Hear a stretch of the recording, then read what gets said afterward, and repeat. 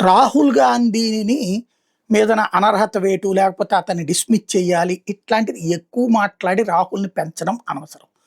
రాహుల్ గాంధీని ఎంత మాట్లాడినిస్తే అంత బెటర్. అతనికి అనుకూలుగా ఎంత తయారవుతారో తటస్థులు కానీ, దేశభక్తులు కానీ అతని మాటల్లో ఉన్నటువంటి డొల్లతనాన్ని అర్థం చేసుకుంటారు. చైనాతో వ్యవహారంలో అతను ఆడుతున్న నాటకం అర్థమవుతుంది. అమెరికాతో ఒప్పందం టైంలో అతను ఆడుతున్న నాటకం అర్థమవుతుంది. అణువణువున తన స్వార్థం కోసం భారతదేశపు ఎదుగుదలని అవమానించేటటువంటి అతని నైజం అర్థమవుతుంది. అతన్ని ఇష్టపడే వాళ్ళకి చెప్పినా అర్థం కాదు. అతన్ని వ్యతిరేకించే వాళ్ళకి చెప్పాల్సిన అవసరము లేదు. కానీ అతని మీద యాక్షన్ తీసుకున్నా, సస్పెండ్ చేసినా, డిస్మిస్ చేసినా, లేదా దానికి సంబంధించి ఏదైనా నోటీసులు ఇచ్చినా అతని పట్ల సింపతి తెప్పించినట్టు అవుతుంది. అర్థం కాని భావజాలిక తటస్థులు అటువైపుకి టర్న్ అయ్యే అవకాశం ఉంది.